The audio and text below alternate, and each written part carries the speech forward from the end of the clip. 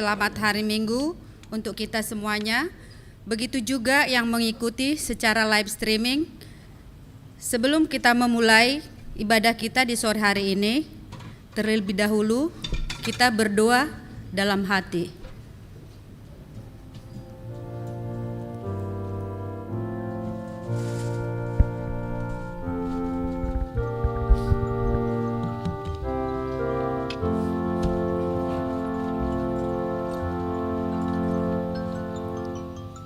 Amin.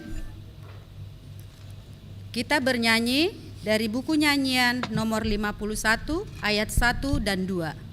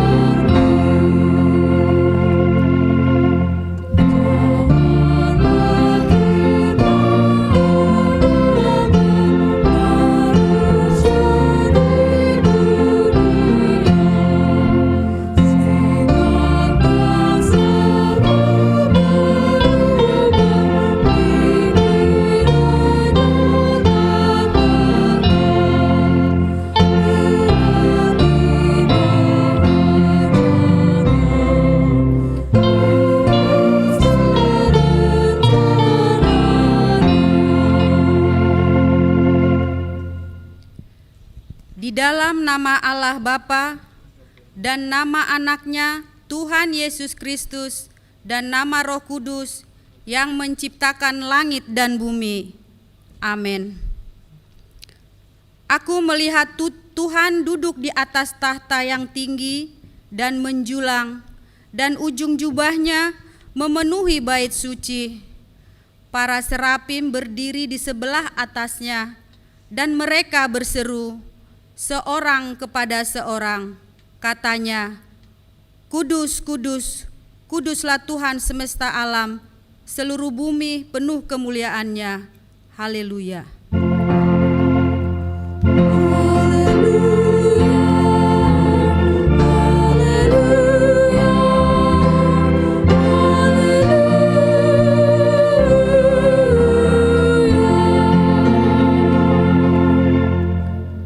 Marilah kita berdoa.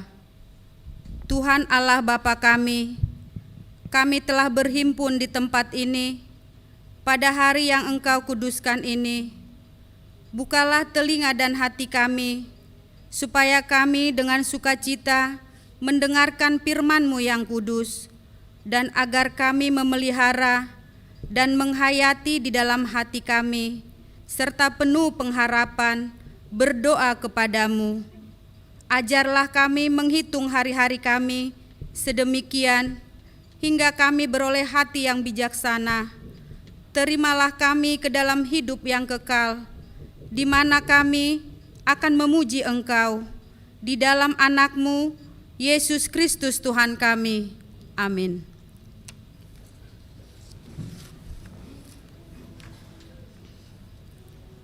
Kita bernyanyi dari buku nyanyian nomor 429 ayat 1.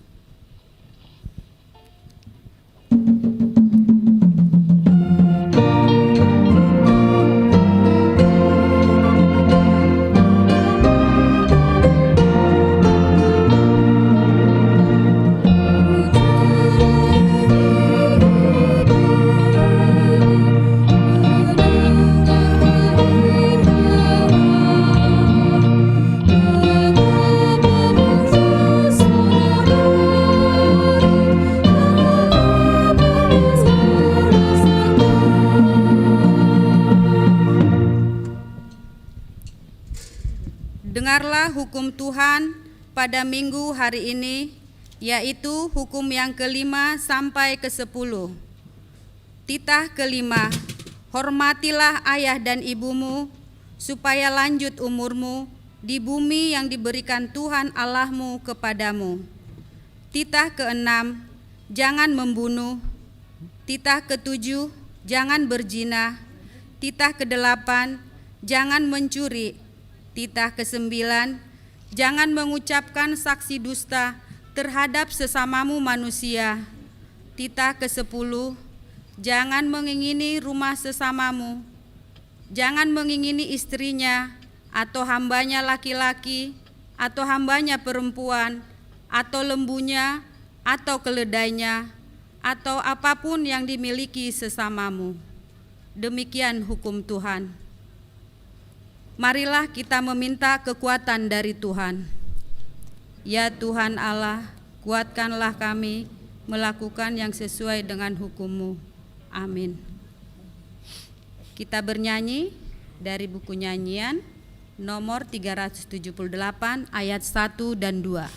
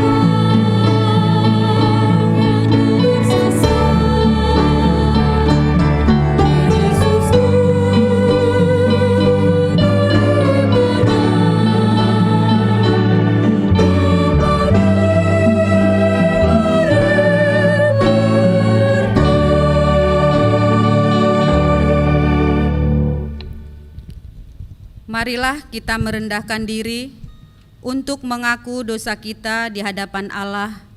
Kita berdoa. Ya Tuhan Bapa yang Maha Kasih, kami berkumpul bersama-sama berdoa padamu, bukan karena kebenaran kami, melainkan hanyalah karena belas kasihan-Mu yang besar. Kasihanilah dan ampunilah segala dosa dan kesalahan kami. Bangunkanlah hati dan jiwa kami, supaya kami dapat meninggalkan segala perbuatan kami yang jahat, dan kami beroleh hidup yang baru di dalam Yesus Kristus Tuhan kami. Amin.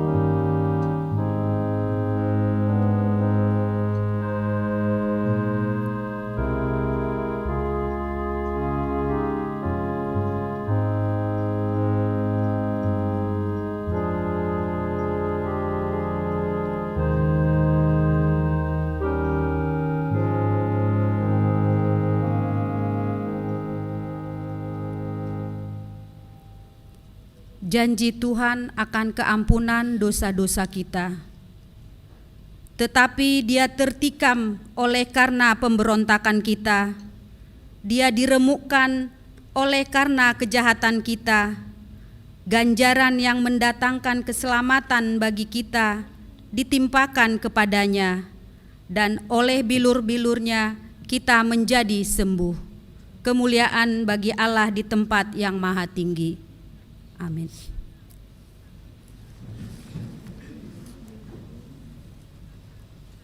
Kita bernyanyi dari buku nyanyian nomor 455 ayat 1.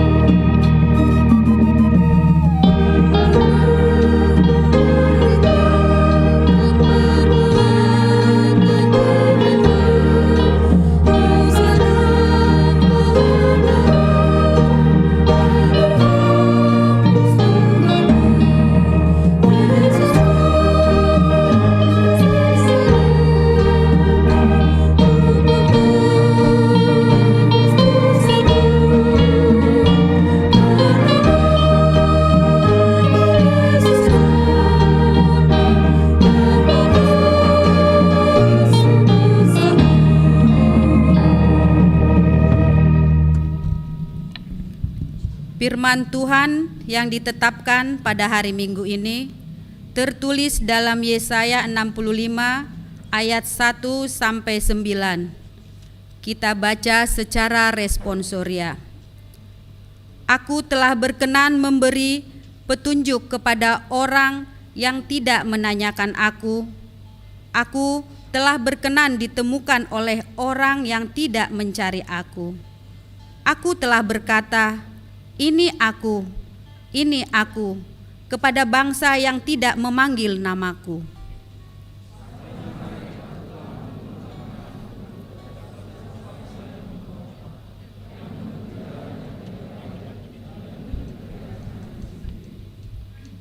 Suku bangsa yang menyakitkan hatiku senantiasa di depan mataku dengan mempersembahkan korban di taman-taman dewa dan membakar korban di atas batu bata. Dia duduk di kuburan-kuburan dan bermalam di dalam gua-gua. Dia memakan daging babi dan buah daging najis ada dalam kuali mereka. Yang berkata, menjauhlah, janganlah meraba aku, nanti engkau menjadi kudus olehku. Semuanya ini seperti asap yang naik ke dalam hidungku, seperti api yang menyala sepanjang hari. Sesungguhnya telah ada tertulis di hadapanku, aku tidak akan tinggal diam, malah aku akan mengadakan pembalasan. Ya, pembalasan terhadap diri mereka.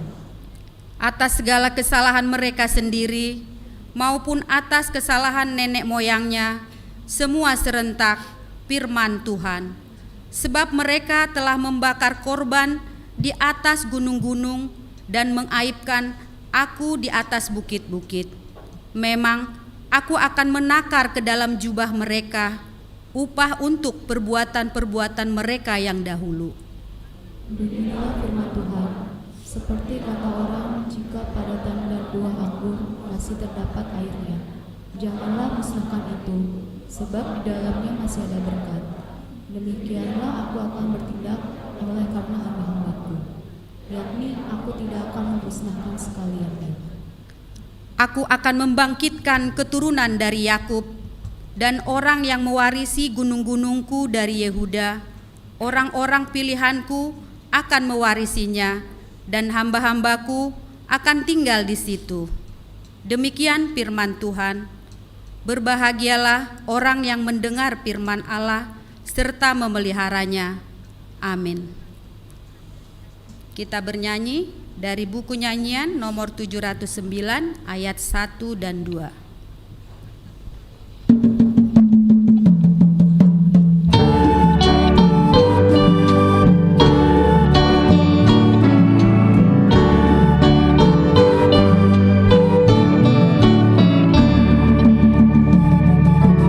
Yesus mengasihi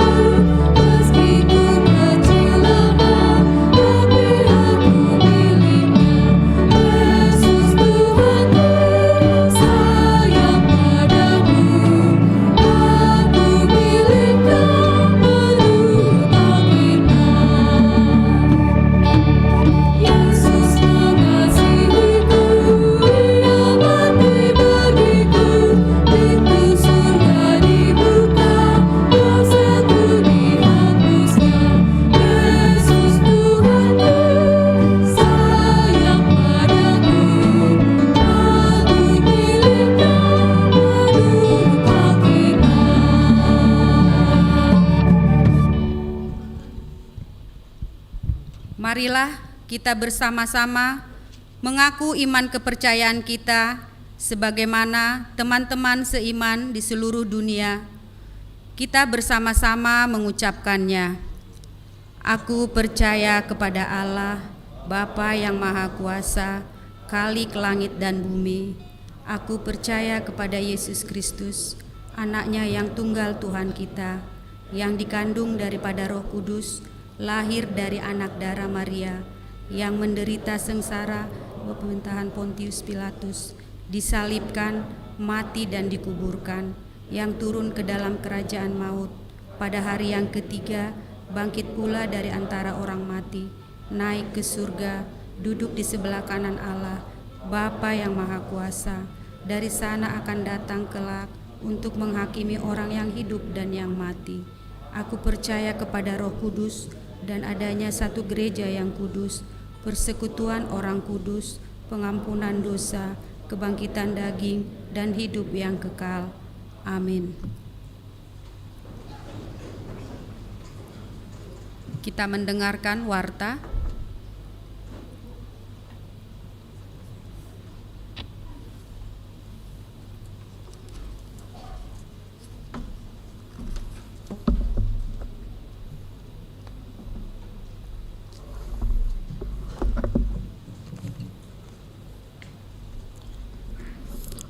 Shalom. Selamat hari Minggu dan selamat beribadah kami sampaikan kepada Amang Inang, Naposo Bulung, serta Bapak Ibu sekalian yang hadir di gereja ini, begitu juga yang mengikutinya lewat live streaming. Kita mendengarkan Warta Minggu 19 Juni 2022. Yang pertama, pelayanan. 1.1, nama minggu dan topik minggu. Nama minggu hari ini tanggal 19 Juni 2022 adalah minggu pertama setelah Trinitatis. Dengan topik minggu, kita adalah anak-anak Allah karena iman di dalam Yesus Kristus. Gabe anak di debata merhite haporseaon di Yesus Kristus. 1.2, rencana pernikahan. 1. Pemberitahuan pertama. Akan menerima pemberkatan nikah Saudara Yakob Cipto Hadrian Tapubolon, anak dari Bapak Jitar Tapubolon, Ibu Risma Boru Panjaitan, dari HKBP Kramat Jati, Resort Kramat Jati, dari Wik Tengah, dengan tunangannya Elfrida Agustina Boru Siahaan, putri dari Bapak Mukhtar Siahaan, Ibu Herti Ermida Boru Siagian, Jemaat HKBP Pasar Rebo, Resort Pasar Rebo. Pemberkatan nikah akan dilaksanakan pada hari Sabtu, tanggal 2 Juli 2022, pukul 8.00 WIB di HKBP Kramat Jati, Resort Kramat Jati. 2. Pelayanan Koinonia. 2.1 PA Remaja. Sesuai dengan program tahun kesehatan, pada hari Sabtu 25 Juli 2022, pukul 17.00 akan dilaksanakan PA Remaja secara onsite dan live streaming dengan topik menderita karena Kristus, dari Filipi 1 ayat 27 sampai 30. 3. Lain-lain. 3.1 teknis penyampaian persembahan. Sehubungan dengan kondisi DKI Jakarta yang telah memasuki PPKM level 1 dan sesuai dengan hasil rapat sermon Parhalado pada tanggal 24 Mei 2022, maka mulai hari Minggu 12 Juni 2022, teknis penyampaian persembahan dalam kebaktian menggunakan kantong persembahan di tempat duduk masing-masing, khusus amplop perpuluhan, diakoni sosial, dan nomor boho diantar ke depan. 3.2 Persembahan kepada keluarga Sintua. Hari ini Minggu tanggal 19 Juni 2022, kita akan mengumpulkan persembahan kasih kepada keluarga almarhum Sintua B. Sidauruk sebagai ucapan syukur atas pelayanan yang telah terberkati selama di gereja ini, yang kita sampaikan ke depan altar setelah khotbah. 3.3 Ibadah penghiburan dari Prahalado Resort kepada keluarga Sintua LRR Borsormin dan Sintua B. Sidauruk pada hari Selasa tanggal 28 Juni 2022 masuk pukul 17.00 WIB akan dilaksanakan ibadah penghiburan dari Prahalado Resort kepada keluarga Sintua LR Borsormin dan keluarga Sintua B. Sidauruk bertempat di HKBP Keramat Jati. 3.4 Bantuan dana untuk persiapan distrik 33 Barus. Gereja menerima proposal dari persiapan distrik 33 Barus. Sehubungan dengan hal tersebut, maka pada Minggu tanggal 26 Juli 2022, gereja akan menyampaikan persembahan khusus untuk persiapan distrik Barus. 3.5 Rapat pembentukan panitia Gotilon dan ulang tahun gereja. Pada hari ini Minggu 19 Juni 2022 pukul 13.00 WIB bertempat di gereja akan dilaksanakan rapat pembentukan panitia Gotilon dan ulang tahun gereja. Yang menjadi panitia tahun 2022 adalah Seksi AMA. Sehubungan dengan hal tersebut, maka yang diundang untuk menghadiri rapat adalah Ketua Dewan Koinonia dan anggota Dewan Koinonia bidang AMA, Dewan Marturia, Dewan Diakonia, Majelis Perbendaharaan dan Aset atau MPA, pengurus Seksi AMA, pengurus pengumuman AMA 3 orang, pengurus pengumuman AMA Arbab 3 orang, dan mewakili ruas AMA setiap week 1 orang. 3.6 Talk Show Tahun Kesehatan. Sesuai dengan program Tahun Kesehatan 2022, pada hari Sabtu tanggal 2 Juli 2022, masuk pukul 13.00 sampai dengan 18.30 waktu Indonesia Barat, akan dilaksanakan talk show dengan topik kesehatan kaum bapak dan ibu menghadapi tantangan zaman. Talk show akan dilaksanakan secara on-site. Narasumber talk show Tahun Kesehatan adalah Perlindungan Marpaung. Dihimbau kepada seluruh jemaat, kaum bapak dan kaum ibu, saresort untuk mengikuti talk show Tahun Kesehatan tersebut. Bertempat di HKBP Keramat Jati. 3.7 Kebaktian Week.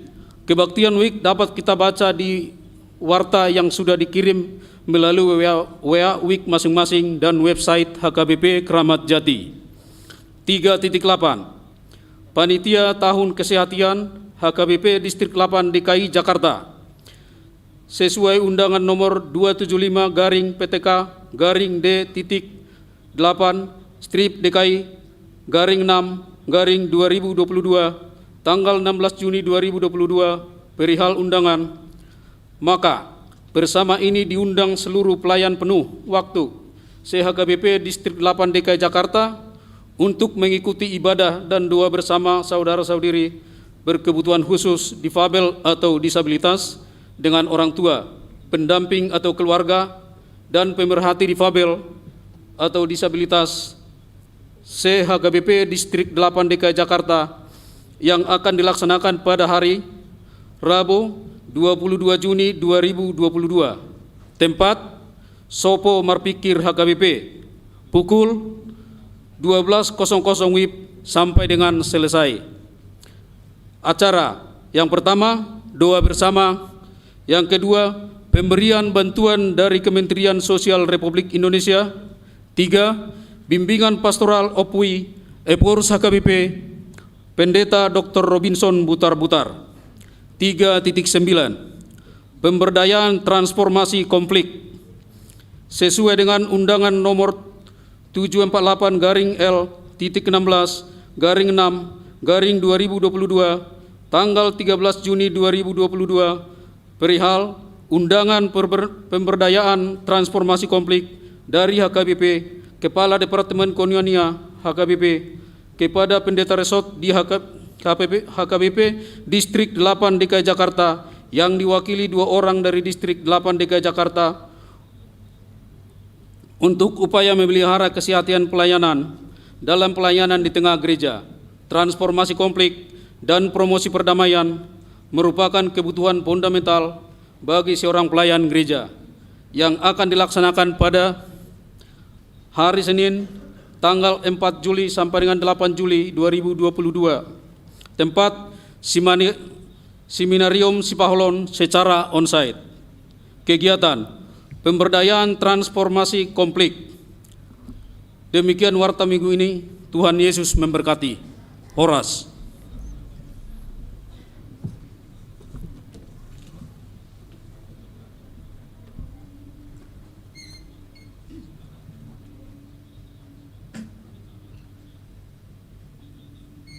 Kita mengumpulkan persembahan 1A 1B dengan bernyanyi dari buku nyanyian nomor 650 ayat 1 dan seterusnya.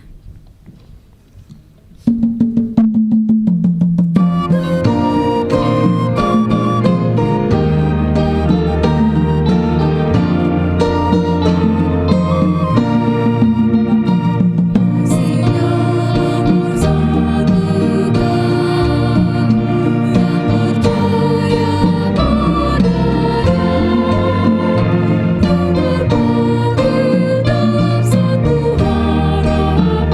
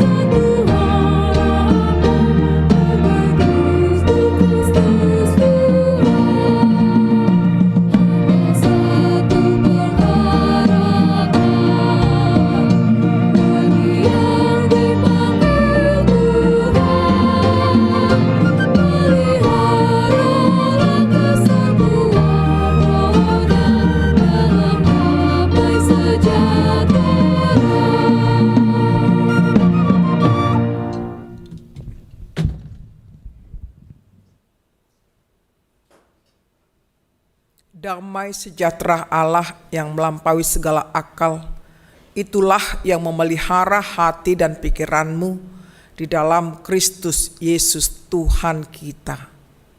Amin. Shalom. Saya menyapa kita semuanya, Bapak Ibu, saudara-saudariku yang mengikuti ibadah di gereja maupun yang mengikuti ibadah melalui live streaming. Apa kabarnya? Kok lemas seperti belum makan ini? Apa kabarnya Mang Inang? Luar biasa, biasa-biasa, sehat, puji Tuhan.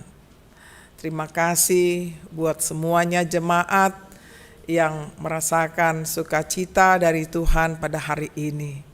Baiklah, kita satukan hati kita, mau disapa oleh firman Tuhan pada minggu pertama setelah Trinitatis dari kitab Galatia pasal yang ketiga ayat ke-23 sampai dengan 29.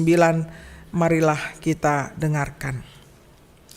Sebelum iman itu datang, kita berada di bawah pengawalan hukum Taurat dan dikurung sampai iman itu telah dinyatakan. Jadi hukum Taurat adalah penuntun bagi kita sampai Kristus datang, supaya kita dibenarkan karena iman.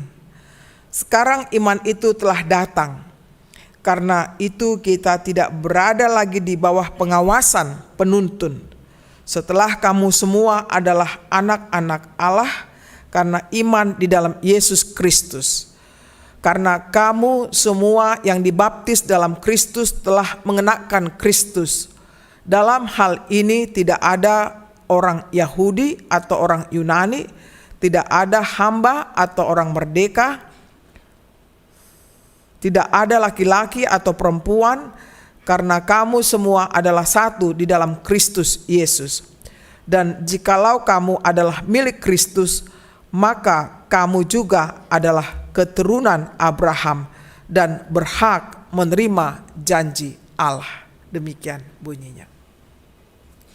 Bapak, Ibu, saudara-saudariku yang dikasihi Tuhan Yesus Kristus,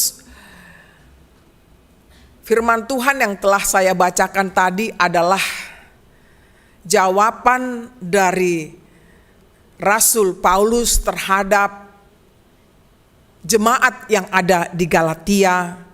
Mereka sedang menghadapi pergumulan iman mereka. Karena pada saat itu ada ajaran Yudaisme yang mengatakan bahwa dengan melakukan hukum Taurat maka mereka diselamatkan. Sementara ajaran yang benar adalah bahwa keselamatan itu adalah anugerah yang diberikan oleh Kristus Yesus.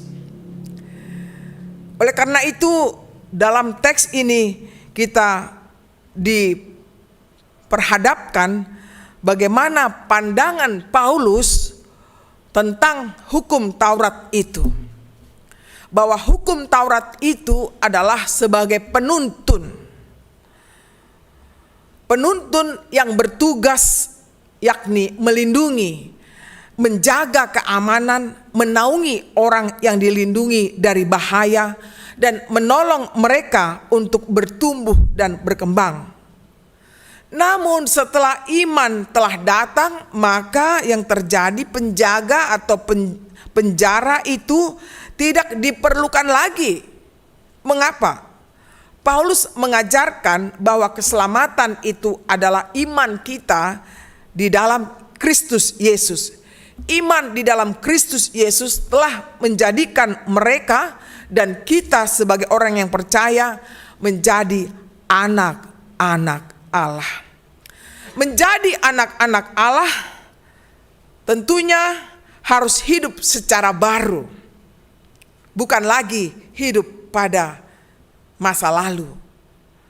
Apa yang dilahirkan dalam teks ini ada 3 hal penting buat kita perhatikan. Yang pertama, bebas dari kuasa hukum Taurat. Itu yang pertama.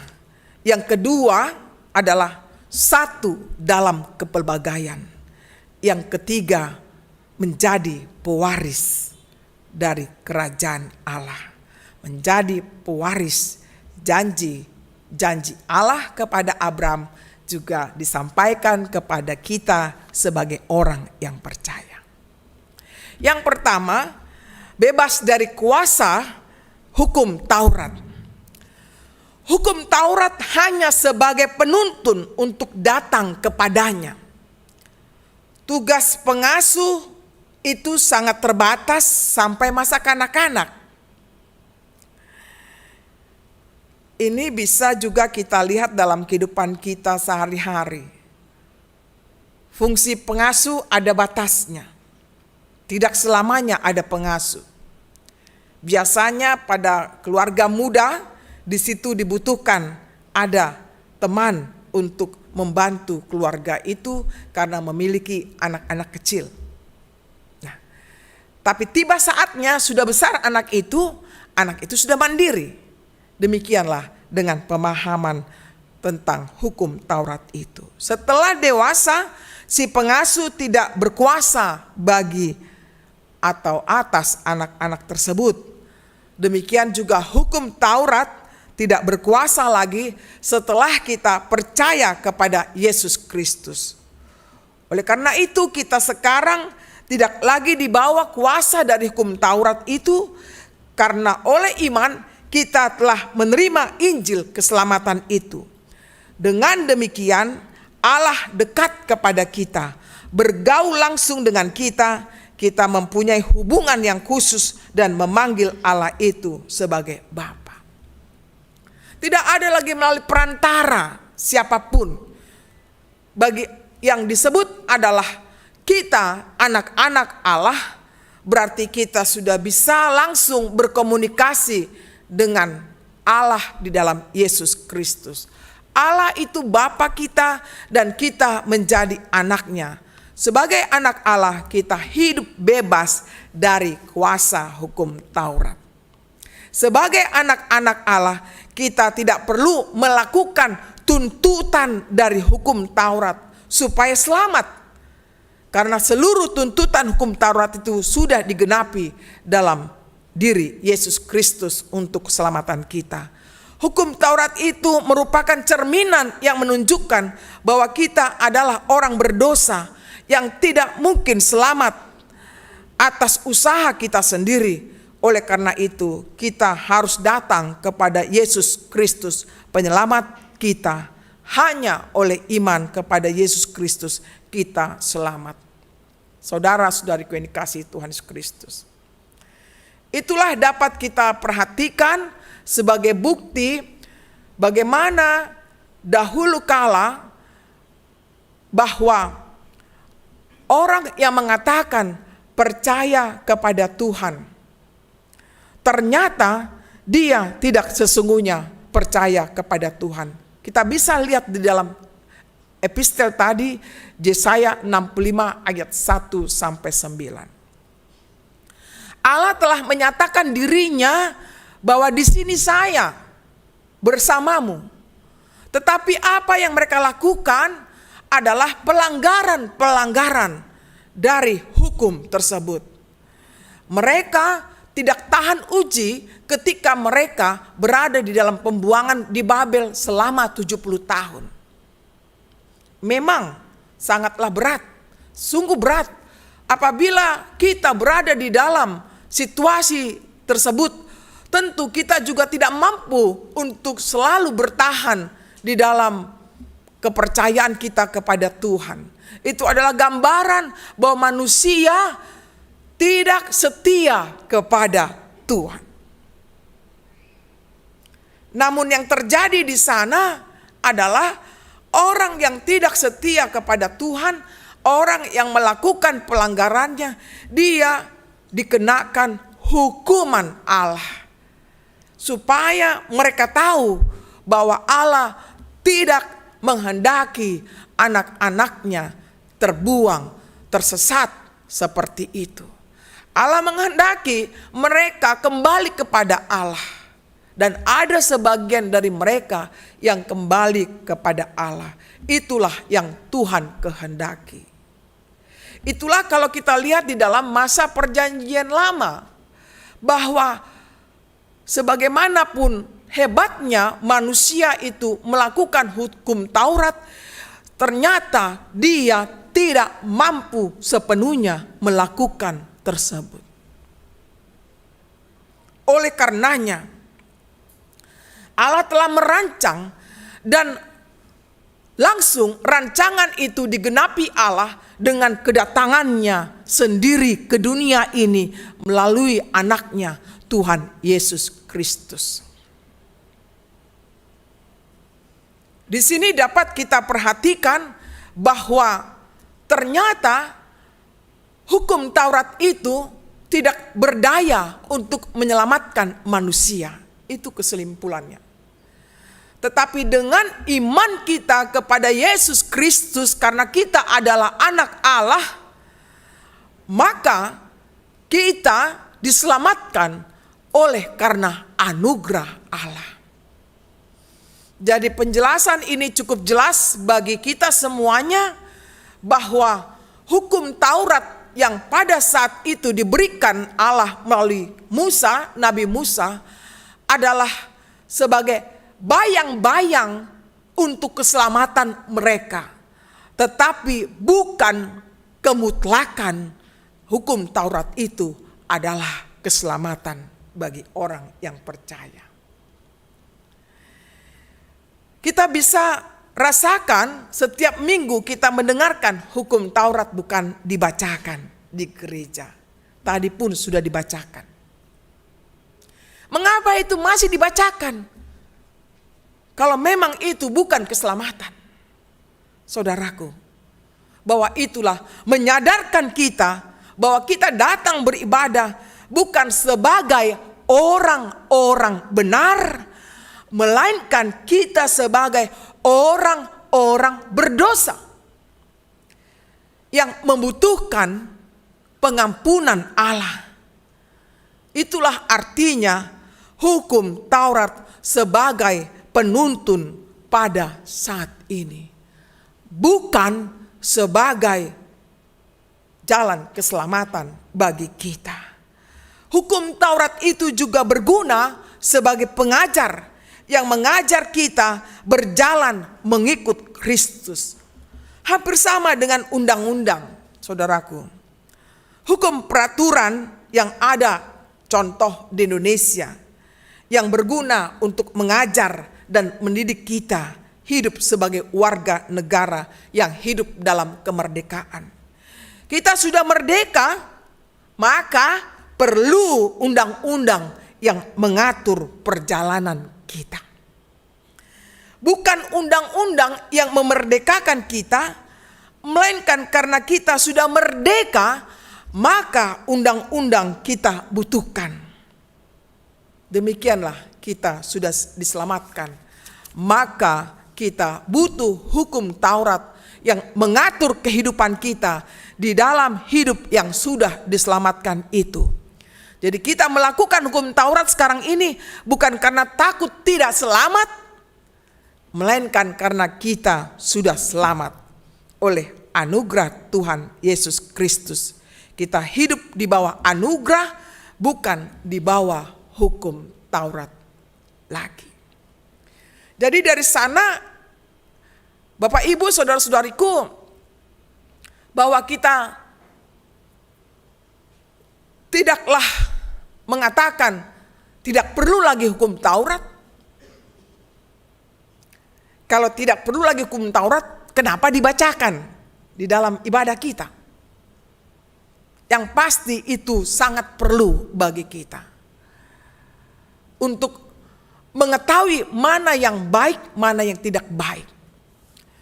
Kesimpulan dari hukum Taurat juga kita pasti mengetahui adalah Allah telah menggenapinya di dalam Yesus Kristus. Kasih itulah yang Tuhan kehendaki dalam kehidupan kita. Titah patik hukum Taurat yang pertama sampai yang keempat adalah Kasihilah Tuhan Allahmu dengan segenap hatimu, dengan segenap jiwamu, dengan segenap jiwa ragamu. Mengasihi Allah bukanlah dengan setengah hati, tetapi mengasihi Allah seluruh kehidupan kita, jiwa raga kita, akal budi kita, kita mengasihi Allah. Lalu kepada titah yang kelima sampai ke-10 adalah kasihilah sesamamu sebagaimana engkau mengasihi dirimu sendiri.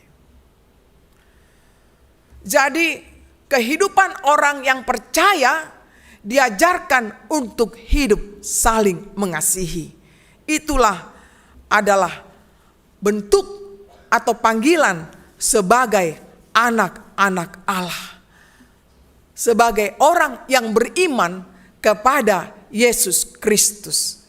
Jadi ini jelas bagi kita semua, Bapak Ibu sekalian, bahwa kita melakukan hukum Taurat itu bukan untuk diselamatkan, tetapi bagaimana hidup kita adalah dapat melakukan hukum kasih yang Tuhan telah ajarkan kepada kita.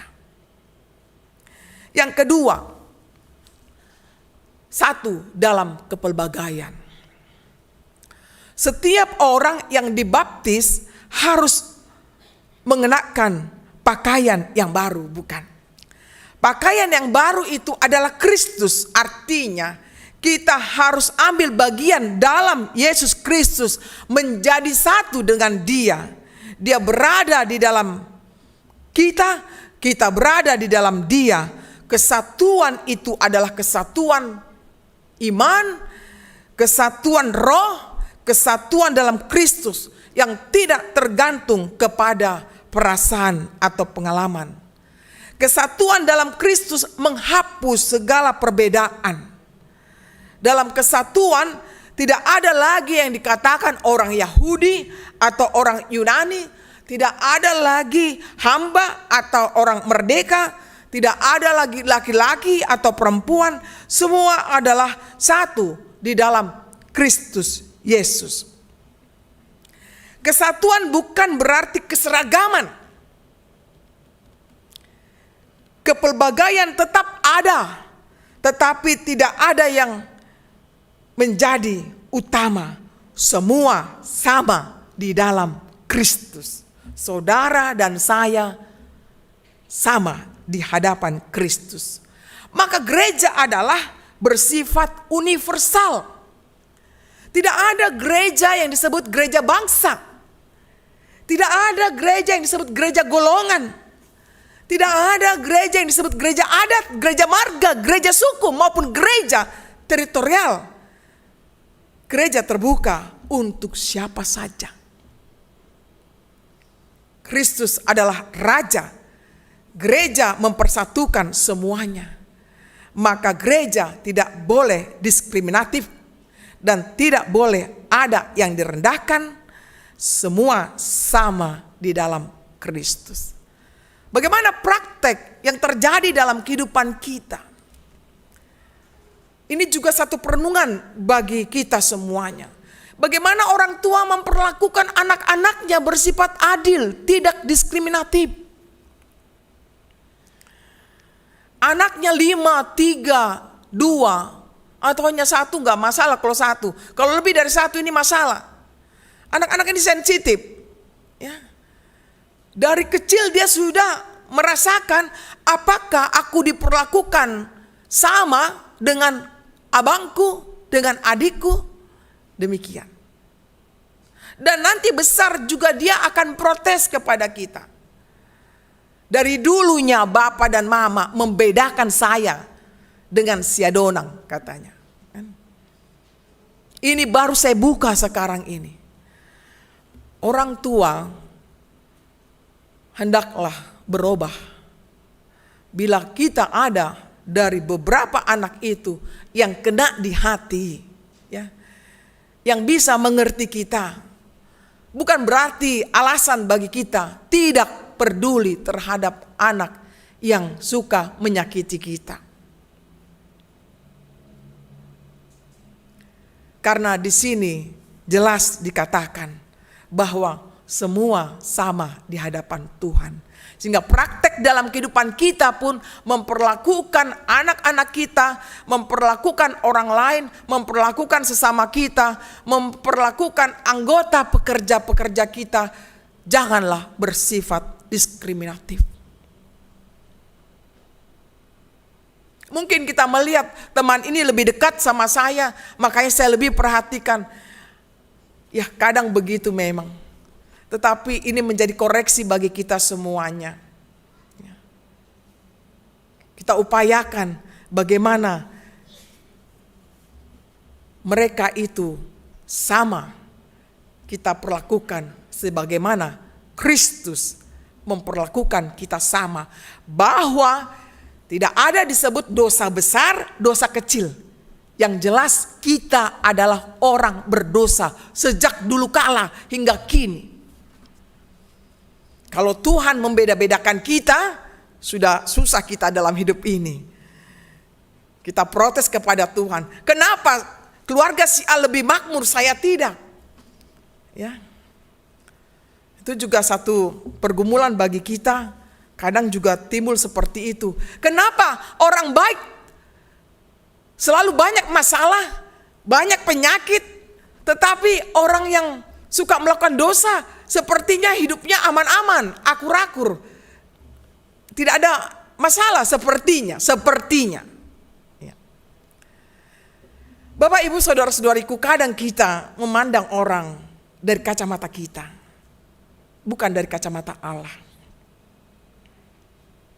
Kadang kita menilai seseorang itu menurut yang kita tahu,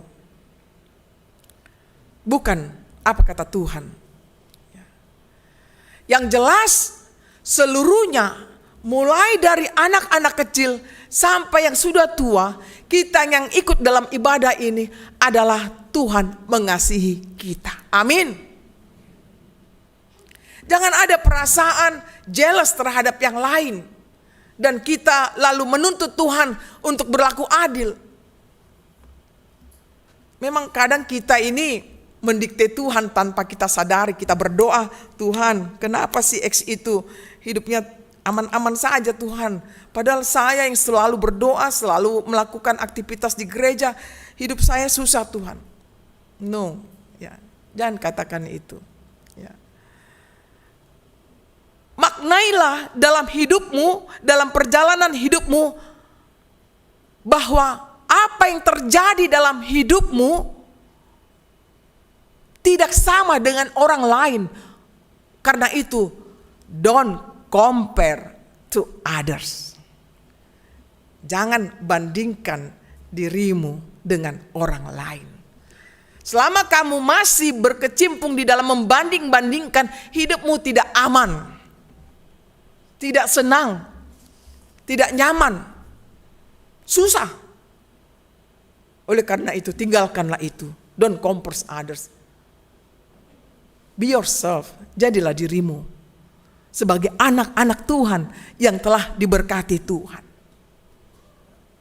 Dan kita memperlakukan orang lain, respect terhadap orang lain, menghargai orang lain, menghormati orang lain, siapapun dia, sesalah apapun dia, seberdosa apapun dia. Karena itu adalah anugerah Tuhan yang memberikan pengampunan kepada kita. Dan dia adalah hakim agung bagi kita. Tidak ada hak kita untuk menghakimi sesama kita. Biarlah kita berikan itu, haknya Tuhan untuk menghukum saudara-saudara kita yang sudah melakukan pelanggaran-pelanggaran, bukan kita. Tugas kita sebagai orang yang percaya, anak-anak Tuhan, adalah menjalankan kasih itu. Bagaimana dengan kita mengasihi sesama kita? Adalah sama kita mengasihi Tuhan Allah kita. Jelas di dalam 1 Korintus 13 dikatakan kasih itu apa? Lemah lembut, murah hati, penyabar, pemaaf, dan lain sebagainya. Saya mau bertanya kepada kita, apakah itu sulit? Sulit lah Inang. Tapi pertanyaannya, bisa kan? Kalau hanya jawabannya sulit dan tidak ada effort atau upaya, ya memang sulit melakukan kasih itu. Tapi kalau kita berupaya, Tuhan ajari aku mengasihi samaku, ajar aku berdamai dengan anakku, ajar aku berdamai dengan mertuaku, ya, maka hidupmu sungguh luar biasa. Yang ketiga, menjadi pewaris. Berkat Allah tidak terbatas hanya untuk umat Israel, tetapi untuk saudara dan saya, untuk jemaat di Galatia. Karena orang percaya adalah anak-anak Allah. Percaya sebagai anak-anak Allah yang dijanjikan kepada Abraham. Karena sebagai orang beriman, mereka adalah benih Abraham atau keturunan Abraham. Sebagaimana jemaat Galatia, demikian gereja di dunia adalah pewaris berkat. Sebagai pewaris berkat harus menjadi berkat kepada dunia. HKBP memiliki visi adalah menjadi berkat.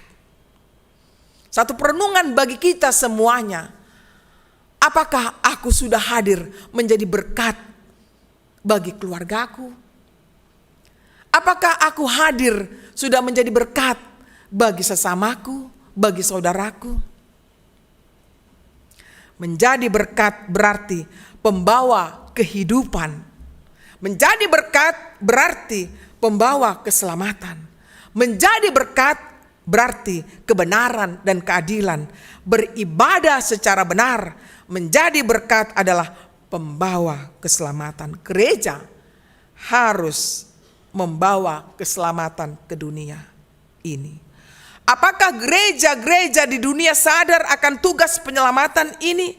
Apakah yang sah dilakukan oleh gereja untuk melaksanakan tugas ini? Apakah dengan kegiatan-kegiatan yang sudah dilakukan sekarang ini, gereja sudah menjadi berkat? HKBP Keramat Jati tidak ketinggalan dalam berbagai aktivitas, baik tingkat jemaat, tingkat resort, distrik, bahkan pusat. Saya mengaguminya. Tapi kita perlu mengintrospeksi diri. Apakah yang sudah kita lakukan itu berkenan di hadapan Tuhan? Jangan-jangan condongnya kita sibuk dengan segala banyak kegiatan dari sekolah minggu, remaja, naposo bulung, ama, ina, lansia, parhalado. Wow, luar biasa. Masa COVID yang melonjak tinggi pun kita sudah lewati bersama.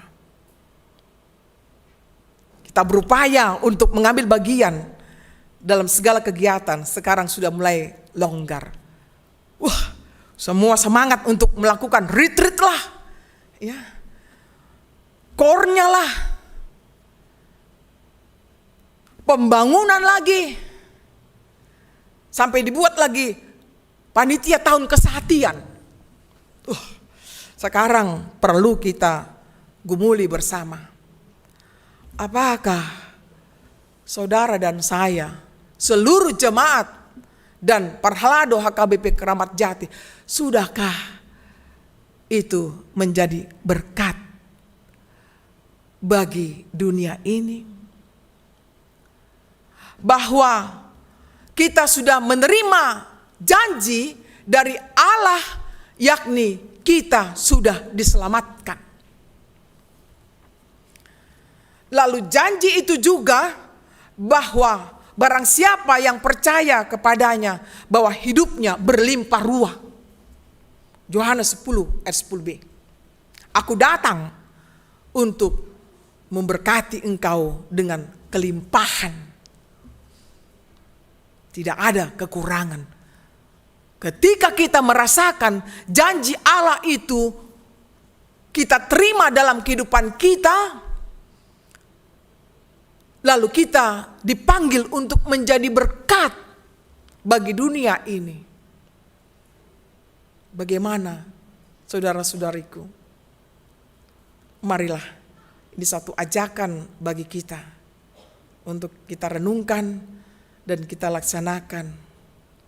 Karena tugas orang percaya, tugas kita sebagai anak-anak Tuhan adalah bermisi membawa keselamatan itu bagi dunia. Kita perhatikan bagaimana keadaan dunia ini.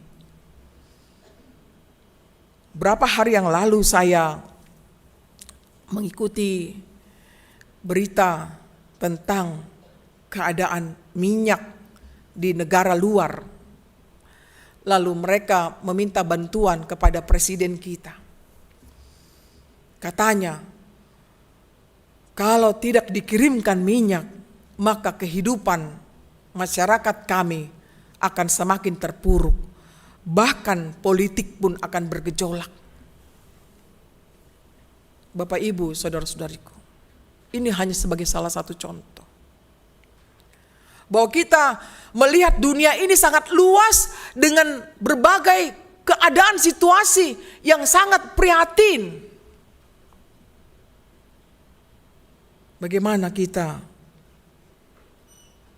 mampu menjadi tangan perpanjangan menyampaikan berkat Tuhan kepada mereka. Segala aktivitas yang kita lakukan di gereja ini, itu memotivasi kita, mendorong kita untuk kita semakin menjadi berkat bagi Tuhan. Bukan hanya konsumsi untuk kepentingan saya sendiri, diri Amang Inang, saudara-saudara, tetapi bagaimana termotivasi lagi untuk lebih besar di dalam pelayanan di dunia ini yang membutuhkan perhatian bagi kita semua. Keselamatan itu tidak ternilai dengan apapun, Bapak, Ibu, saudara-saudariku. Mau banyak pun uang kita, mau sedikit, mau pintar pun kita, atau tidak sekolah,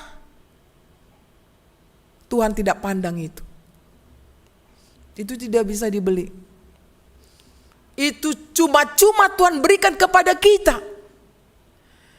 Kita imanilah itu sebagai anak-anak Allah. Tuhan memberikan anugerahnya yang sangat besar, tiada taranya dibandingkan apa yang sudah kita miliki. Dan itu akan berlalu apa yang kita miliki. Sementara sifatnya itu kita gunakan selama hidup ini. Tetapi keselamatan yang kekal itu tidak akan sementara sifatnya. Itulah kunci kehidupan kita. Itulah yang menyemangati hidup kita untuk kita berbagi kepada orang lain. Berbagi bukan karena kita punya uang banyak, tapi kita mau mendengarkan ceritanya. Kita mau mendoakan. Kita mau mendampinginya dalam kesusahannya. Banyak hal yang bisa kita lakukan, Bapak, Ibu, saudara-saudariku. Jangan hanya tergantung dengan berapa dompet. Tidak itu ukuran. Banyak orang kaya juga tidak peduli dengan sesamanya. Tapi orang yang biasa bisa peduli dengan sesamanya. Jadi bukan ukuran karena materi. Tapi hendaklah memang. Bapak, Ibu, saudara-saudariku, bila saudara mendapatkan banyak, jangan takut untuk berbagi.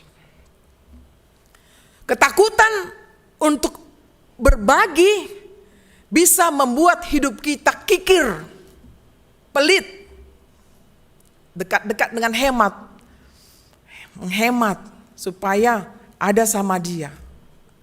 Ya. ketakutan tidak memiliki sesuatu, maka dia akan melakukan tindakan yang anarkis, korupsi, kolusi, curang, menipu sana sini. Baiklah, kita tinggalkan semua rasa ketakutan kita. Saya undang semua membuka 1 Yohanes 4 ayat 18. 1 Yohanes 4 ayat 18 dikatakan di sana, sudah? Mari kita baca.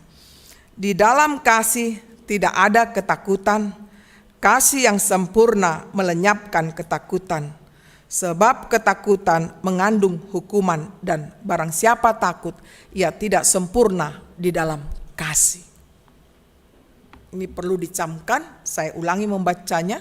Di dalam kasih tidak ada ketakutan.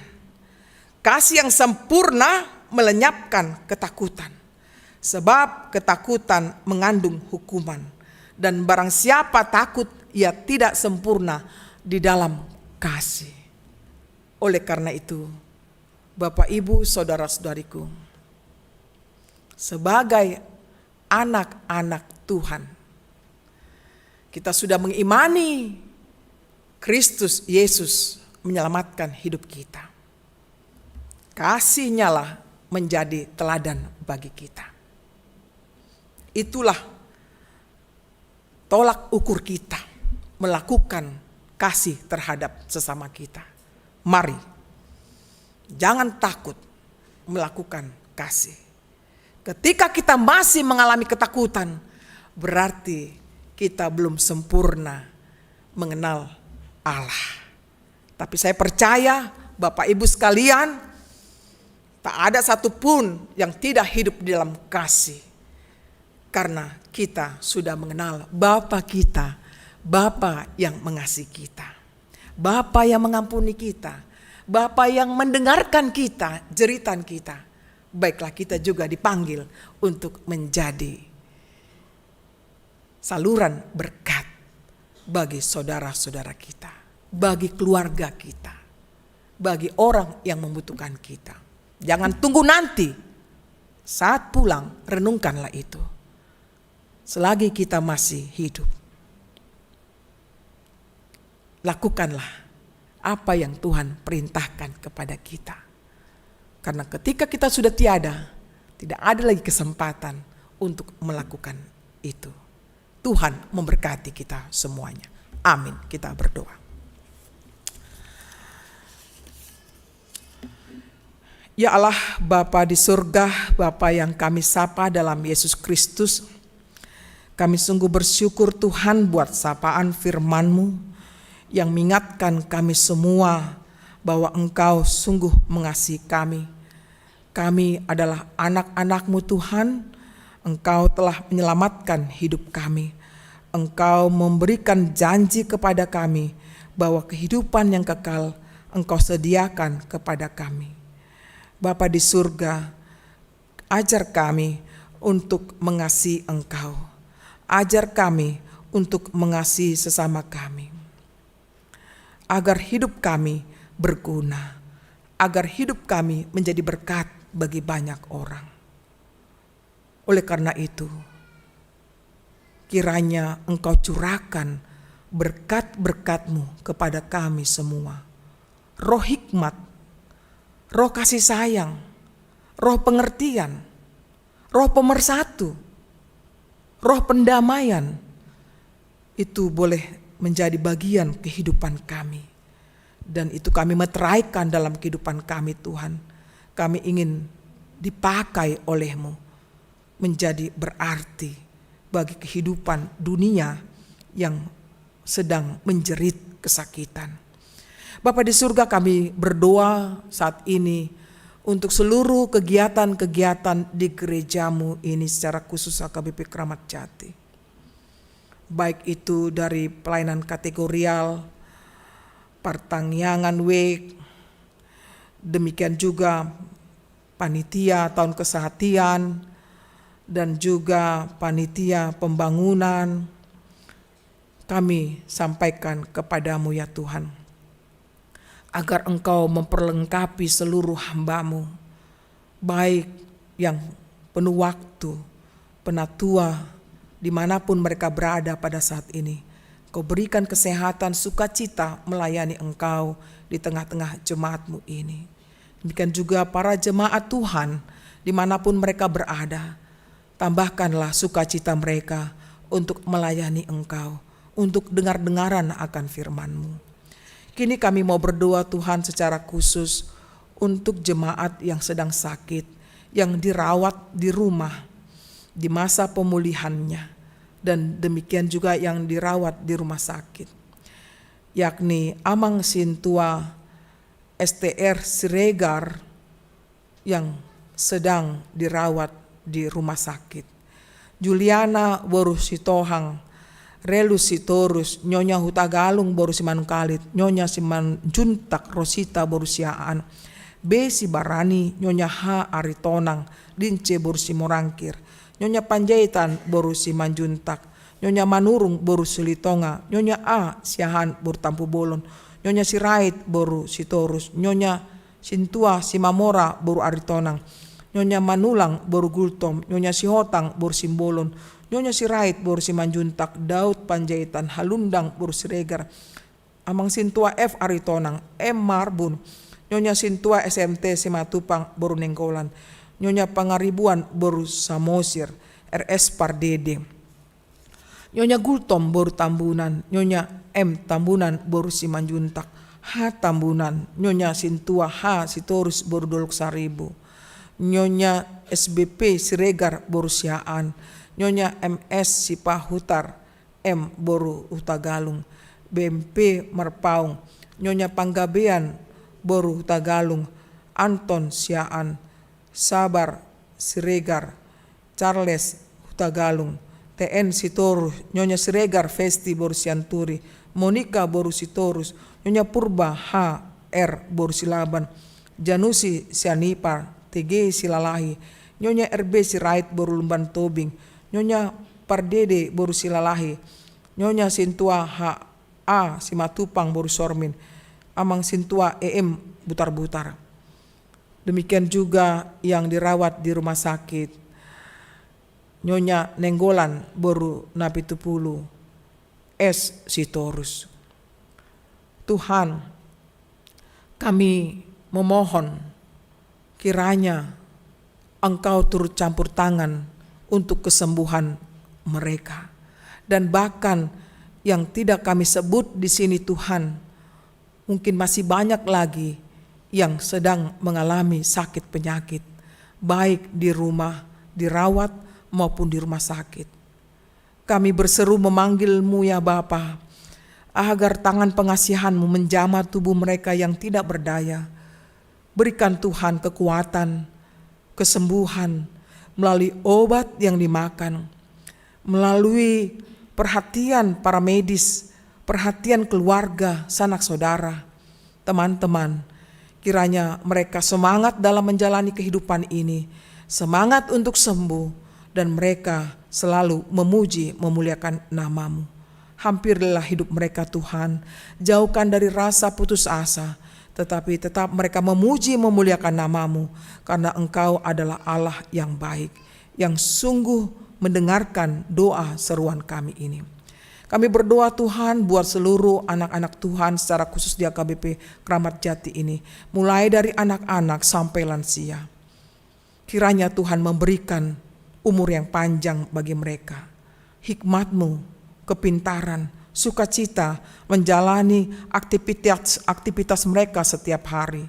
Bagi mereka yang sedang dalam pendidikan, kiranya Engkau berikan kepintaran dan berikan yang terbaik untuk cita-cita mereka semuanya. Bagi mereka yang mencari pekerjaan hingga hari ini belum mendapat Tuhan, tolonglah mereka untuk mereka mendapatkannya, sehingga dapat mereka lakukan kehidupan mereka seperti biasanya, beraktivitas. Demikian juga bagi mereka yang belum mendapatkan jodoh, padahal waktunya sudah bisa Tuhan, tolonglah Engkau gerakkan hati mereka untuk terbuka pemberian-Mu Tuhan. Kiranya Engkau pertemukan teman hidup mereka, agar mereka memilikinya Tuhan, yang dimana adalah anugerah yang datangnya daripada-Mu. Bagi keluarga yang sampai sekarang belum memiliki keturunan dan sudah lama menunggu Tuhan, Bapa, kasihanilah mereka, berikan semangat hidup bagi mereka, dan berikanlah keturunan bagi mereka sesuai dengan kehendak-Mu. Bagi mereka yang menjalani masa tua, lansia, yang tentu mereka mengalami kesepian, kesedihan, kesunyian, Tuhanlah yang menghampiri mereka, memberikan penghiburan, memberikan sukacita, memberikan umur yang panjang dan kesehatan bagi mereka semuanya. Biarlah Tuhan, kami semua orang tua juga ajar kami mampu untuk bersabar, untuk mampu menghadapi semua keadaan anak-anak kami. Kiranya kami boleh bersukacita memelihara titipan Tuhan kepada kami semuanya.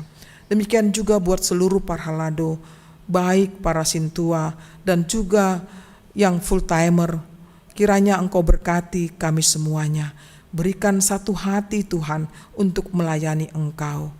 Kami sampaikan seluruh doa kami ini hanya di dalam nama Yesus Kristus Tuhan kami. Amin. Marilah kita bernyanyi sambil memberikan persembahan kepada Tuhan. Berjuang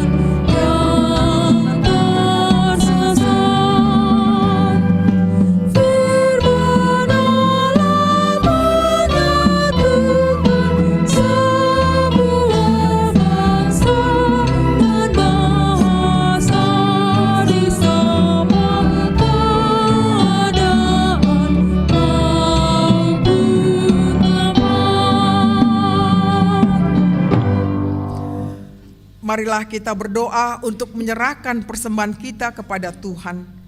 Ya Allah, Bapa kami yang di sorga, kami mengaku bahwa Tuhan adalah sumber dari segala karunia yang melimpah dalam kehidupan kami masing-masing.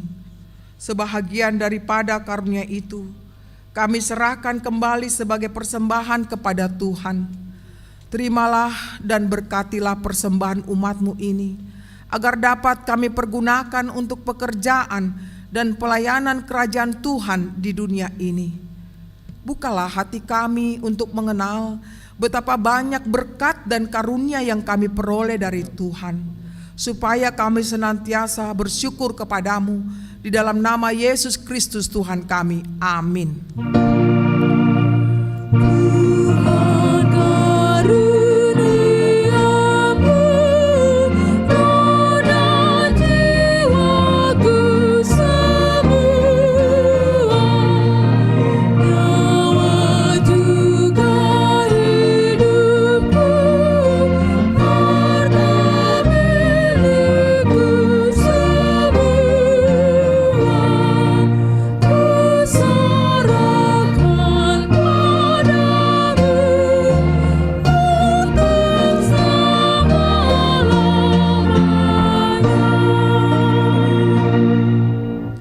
Bapa kami yang di sorga, dikuduskanlah nama-Mu. Datanglah kerajaan-Mu. Jadilah kehendak-Mu di bumi seperti di sorga. Berikanlah kami pada hari ini makanan kami yang secukupnya. Dan ampunilah kami akan kesalahan kami, seperti kami juga telah mengampuni orang yang bersalah kepada kami. Dan janganlah membawa kami ke dalam pencobaan, tetapi lepaskanlah kami daripada yang jahat.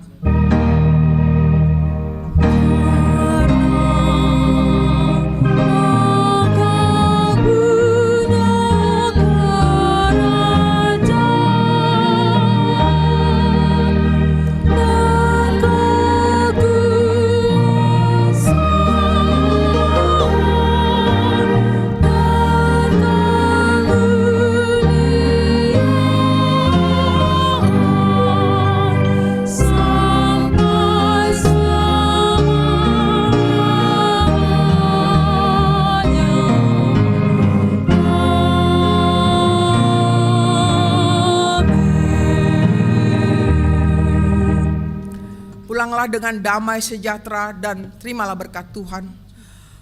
Tuhan memberkati engkau dan melindungi engkau. Tuhan menyinari engkau dengan wajah-Nya dan memberi engkau kasih karunia. Tuhan menghadapkan wajah-Nya kepadamu dan memberi engkau damai sejahtera.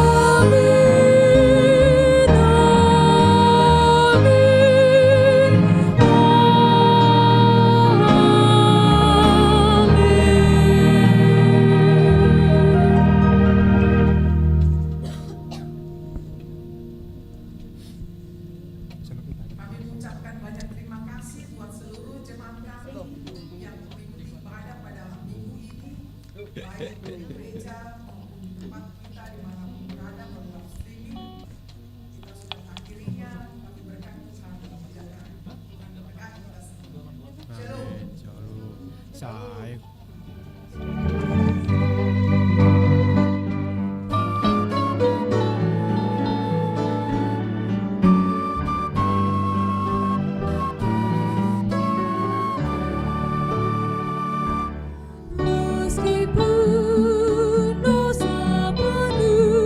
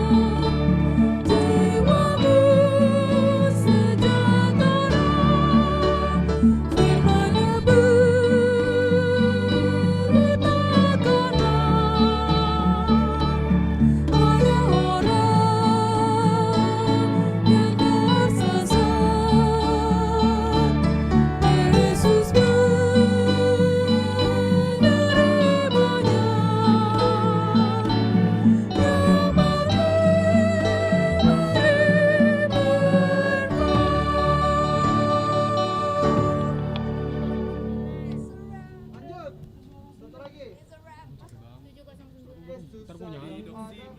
Nyanyi lagi. Lah, salim dulu kita lah.